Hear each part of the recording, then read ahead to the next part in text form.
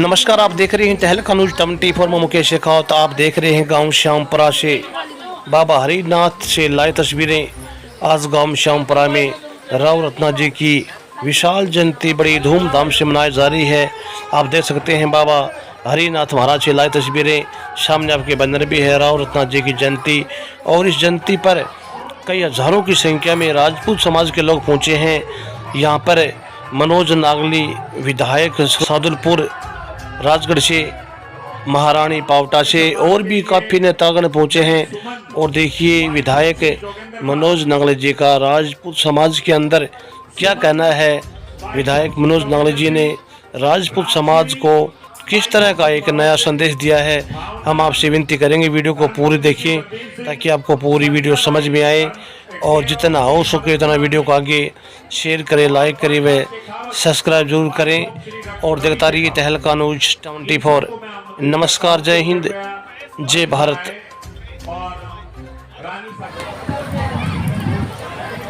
राव रत्ना जी की जयंती के अवसर पर मैं उनके चरणों में नमन करता हूं, उनको प्रणाम करता हूं। माँ जमुआ माता के चरणों में नमन। श्यामपुरा गांव में आज रखी गई इस जयंती के अवसर पर हमारे इस 7 गांव और 27 गांव की बात करें या राजपूत समाज के सभी सम्मानित सरदारगण, यहाँ विराजमान नारी शक्ति, मातृत्व शक्ति, सबको मैं बहुत बहुत आभार प्रकट करता हूं कि आप लोगों ने मुझे यहाँ बुलाकर जो मान सम्मान दिया, दिल की गहराइयों से हार्दिक अभिनंदन और स्वागत। आज हम लोग रत्ना जी की जयंती के अवसर पर बैठे हैं। इस पंडाल में हमारे महापुरुषों की, राव शेखा जी की, माना प्रताप जी की, पृथ्वीराज जी चौहान साहब की, श्री राम की छायाचित्र को देखकर हम सबको गर्व महसूस होना चाहिए। किन विकट परिस्थितियों में इन लोगों ने इस देश के गौरव को, इस देश की संस्कृति को, इस देश के सम्मान और मान को बचाने के लिए क्या क्या कठिनाई झेलने का काम किया।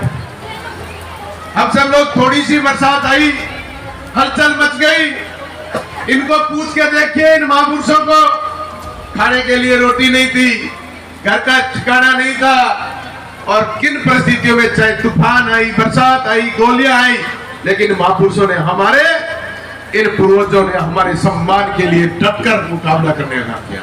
इसलिए मैं सबसे पहले तो आपको कहना चाहता हूं, चाहे इंद्र भगवान की कृपा है आप पर बरसात हो रही है, कितनी भी भारी बरसात हो, आप डट के तो देखिए पहले।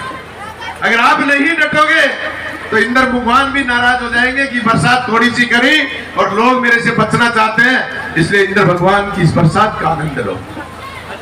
आप सब लोग हमारे इतिहास की बात करते आए हैं, हमारे पूर्वजों की बात करते आए हैं। ये सच्चाई है कि हमारे पूर्वजों ने इस हिंदुस्तान में और विश्व के पटल पर बहुत बड़ा इतिहास रचा है, और इतिहास उस समय के संसाधनों के अभाव में रचा है, और वो इतिहास के पन्ने पढ़े तो इतने होंगे कि आप सब लोग हम कभी जिंदगी में नहीं पढ़ पाएंगे।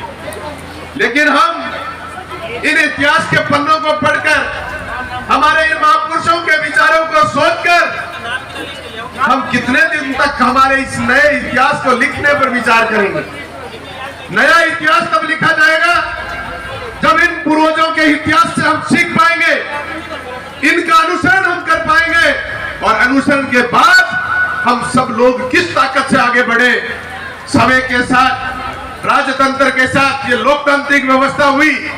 इस लोकतांत्रिक व्यवस्था में जब आगे बढ़ने की कोशिश करते हैं, हम जरूर जब भी समाज की किसी भी मीटिंग में और सभा में हर बार नेता बनने की बात करते हैं, राजा बनने की बात करते हैं, लोकतांत्रिक व्यवस्था में आगे बढ़ने की बात करते हैं। इस लोकतांत्रिक व्यवस्था में अगर आगे बढ़ना है तो किसी एक कौम से नहीं, 36 कौम के लोगों को दिल से लगाओ, 36 कौम के लोगों को गले से लगाओ, और 36 कौम के लोगों के लिए आप जिस तरीके से हमारे पूर्वजों ने अपने सब कुछ सुख छोड़कर मैदान में डट के रहे, उसी तरीके से आप इस लोकतांत्रिक व्यवस्था में दूसरे लोगों के लिए अगर उनके लिए लड़ते रहोगे, उनके लिए हक और अधिकारों की लड़ाई लड़ोगे, तो मैं दावे के साथ कह सकता हूं आप पर आज भी 36 कौम के लोग विश्वास करने के लिए तैयार खड़े हैं। लेकिन वो हौसला किसमें हो, वो हिम्मत किसमें हो कि हम लीक से हटकर नया रास्ता बनाने का काम करें और उन हैसियत से हम आगे बढ़े और डटकर मुकाबला करें। उस समय आप लोगों की आवश्यकता सबसे पहले रहती है। इस मंच पर विराजमान जितने भी हम सब लोग हैं, हम आज आप लोगों को दिख रहे हैं कि हम किस स्थान पर खड़े हैं, सम्मानित हैं, आप सम्मान करते हो। लेकिन हमारे इस स्थान पर पहुंचने से पहले किन किन कठिनाइयों का, किन किन विकट परिस्थितियों का हम सब लोगों ने मुकाबला किया है, तब जाकर के इस स्थान पर खड़े हैं।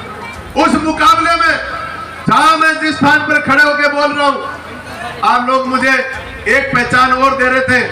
1998 में जी मेरी यहाँ शादी हुई, उसके बाद की जवार चर्चा कर रहे हैं। लेकिन इस स्थान पर पहुंचने के बाद मुझे कभी नहीं लगा कि इन आसपास के गांव में मैं कभी रिश्तेदारी के नाते से आया हूं, या मैं आज भी ये कहता हूं भाईचारे के नाते से इन सब लोगों ने मुझे अपना परिवार का सदस्य मानकर हमारी हर कठिन परिस्थिति में इन 7 गांवों के लोग, आसपास के समाज के लोग हमेशा हमारे साथ खड़े रहे। और चाहे जब भी हमें तकलीफ हुई, जब भी हम कठिनाइयों में रहे, ये मेरे सामने बैठे सब लोग हमारी हर कठिनाई में हमारे साथ रहे। आपकी वो कठिनाइयों में जब साथ रहते हो, वो आपकी मेहनत, आपकी लगन छुप जाती है और हम इस स्टेज पर आने के बाद दिखते हैं। इसलिए मैं कहता हूं हम यहाँ पहुंचे हैं उसके साथ सब कुछ करता धरता जो सामने बैठे हैं, इन सब लोगों की लगन और मेहनत के कारण। इसलिए आप सब लोग इस लोकतांत्रिक व्यवस्था में आगे बढ़ने का जो प्रयास कर रहे हो, एकजुट होकर, एक ताकत से, एक मन से अपने व्यक्तियों को जब आगे बढ़ने का मौका मिलता हो, कोई हिम्मत और हौसला करता हो, उसके हौसले को बढ़ाने के लिए आपको हर तरीके से उसकी मदद करने की जरूरत है, तभी आगे बढ़ पाएंगे। हरियाणा में अब आप बात करें तो मैं लोकतांत्रिक व्यवस्था में भागीदारी की बात करूं तो मुझे लगता है आपकी 90 सीटों में से 1-2 सीट होगी। दो सीटें पूरे हरियाणा में है। आपका चुनाव बहुत नजदीक है। मैं कोशिश करो आने वाली संख्या में 2.5 में चले जाएं, आप कम से कम 90 में से 10 आप हरियाणा की सरकार में कहीं भागीदारी हो, ऐसा प्रयास करना पड़ेगा। कोई व्यक्ति मेहनत करता है, लगन करता है, एक बार में पार नहीं पड़ी, दूसरी बार उसको हौसला दो, उसको हिम्मत दो। अगर हिम्मत नहीं दोगे तो फिर आगे नहीं बढ़ पाए। हम पहले ये मान लें कि हम तो जीत नहीं सकते, तो फिर जिताने का क्या फॉर्मूला, कैसे जीतोगे? हम हार कर लड़ो। निश्चित रूप से हार की लड़ाई को जीत में बदलने का अगर हौसला और ताकत किसी में है तो ये मेरे सामने बैठे लोगों में है। हार को ही जीत में बदलोगे तभी आप जीत पाओगे। आप जीत को अगर ये मानते हो कि मैं जीत जाऊंगा तो फिर आपको जीतना बहुत मुश्किल रहेगा। इसलिए आज आप सब लोगों ने मुझे यहाँ बुलाया, जो मान सम्मान दिया, मैं उसमें आपको 2 बात और कहना चाहूंगा। शिक्षा, संस्कार और संस्कृति, ये 3 चीज हमारी धरोहर है, ये हमारी ताकत है। हमने 10 लोगों तक सिमेट कर छोड़ दे कि राजनीति में 10 लोग चले गए, उसके बाद बहुत बड़ी संख्या बचेगी, उन लोगों को कुछ करना पड़ेगा। उसके बाद हमारी जरूरत है शिक्षा। शिक्षा के बाद हमारे परमार साहब जैसे ऑफिसर ये बैठे हैं, ये उस कुर्सियों पर जहां बैठे हो कलम से, हमारे जैसे नेता तो 5 वर्ष कर सकते हैं, ये 40 वर्ष तक अपनी कलम से हमारा भला कर सकते हैं। इस 40 वर्ष की कुर्सी को प्राप्त करने का प्रयास हमारे नौजवानों को करना है। जब तक आपकी उम्र नहीं चली जाए तब तक आपको इस नौकरी के लिए भरसक प्रयास करना है। नौकरी नहीं मिले तो पूरी ताकत राजनीति में लगाओ या बिजनेस में लगाओ, निश्चित रूप से लगाओ। तीसरी बात मैं जो संस्कार और संस्कृति की कह रहा था, हमारे संस्कारों को, हमारी संस्कृति को विश्व के लोग विदेशों से हमारे यहाँ भ्रमण करने आते हैं। हमारी और संस्कृति और संस्कारों को देखकर, हमारे पहनावे को देखकर वो प्रवृत्ति बदल कर जाते हैं। अपने पहनावे को पहनकर अपनी फोटो शूट करते हैं और हम उनको छोड़कर उन पाश्चात्य संस्कृति की तरफ जा रहे हैं। ये हमारे लिए दुर्भाग्य की बात होगी। इसलिए हमें इस पाश्चात्य संस्कृति से निकलकर हमारे पहनावे पर, हमारी भाषा पर और हमारे संस्कारों पर आप अभिभावकों को नियंत्रण करना पड़ेगा साथियों। अगर ये नियंत्रण नहीं कर पाए तो आने वाला हमारा भविष्य, हम तो बात करते हैं राजनीति की, नौकरी की और व्यापार की, हम हमारे घरों के संस्कारों को खो देंगे तो कोई भी चीज पर हमारा नियंत्रण नहीं रहेगा। इसलिए सबसे पहले जरूरी है हमारे छोटे छोटे बच्चों को निश्चित रूप से अपने बड़ों का सम्मान कैसे कर सकते हैं, बड़ों के बीच जाकर आदर से बात कैसे कर सकते हैं, उनके साथ जहां भी जाओ बोल कैसे सकते हैं, ये बहुत बड़ी ताकत की जरूरत है साथियों। हमारी बुराइयों की तो बात करें, अब मैं बुराइयों की बात कर रहे थे, हमारे चौहान साहब जो मंच संचालन कर रहे थे तो हमारे सरपंच साहब मेरी तरफ इशारा कर रहे थे, वो दहेज का नाम आया तो मेरी तरफ इशारा कर रहे थे कि आप ही तो लेके जाते हो, आप नहीं रुकते हो हमसे। मैं तो कहता हूं हम तो बिल्कुल सिलेंडर हो चुके हैं भाइयों, दे दो बच्ची, हम तो तैयार है, बिना दहेज के ले जाएंगे। लेकिन आप लोग हमारे ऊपर आरोप लगाते हो, ठीक बात नहीं भाई। अब ये लोग इशारे करके मान जाएंगे, झूठी बात नहीं है, हम अब तैयार हैं क्योंकि आप धीरे धीरे तो हो सकता है हम इस मुक्ति से मुक्ति पाले, नहीं तो फिर समाज में हमारे इस नाक की सम्मान की बात अगर करते हैं तो कहीं न कहीं हम अपनी हदों से पार करके उस शादी में खर्च करते हैं। निश्चितता है उससे हमारी कमजोरी भी आई है, हमारी मजबूरी और कमजोरियां हैं, इसको सुधारने का हर व्यक्ति प्रयास करो। एक परिवार से दूसरा परिवार जुड़ता है, कई पीढ़ियों तक जुड़ता है। एक परिवार को हम कमजोर करके मार कर अगर बच्ची को लेके जाते हैं तो फिर ये हमारे लिए अच्छी बात नहीं है। समाज को अच्छी तरीके से जोड़ने का प्रयास करो, अच्छी तरीके से हम सब आगे बढ़े। बुराइयों का त्याग करने का हमारा समय है, बुराइयों का निश्चित रूप से त्याग करें।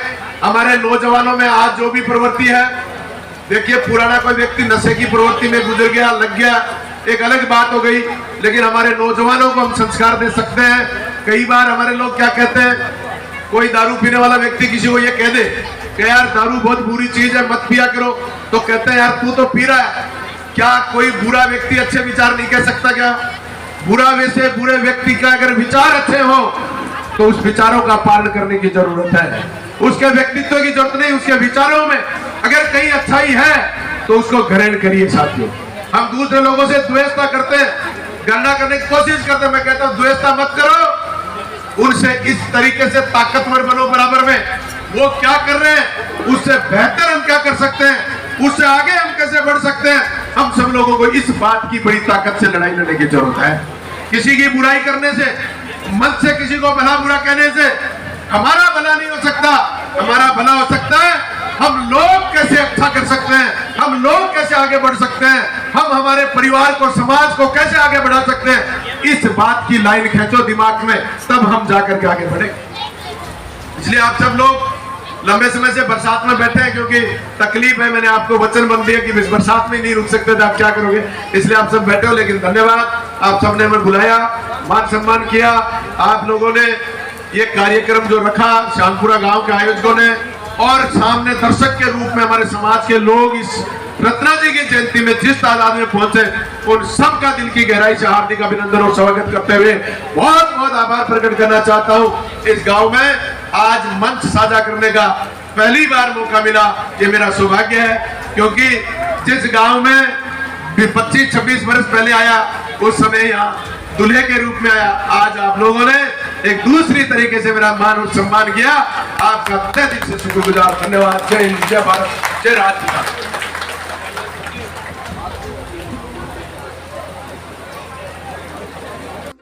अभी केवल चंद ही मिनटों में महारानी पावटा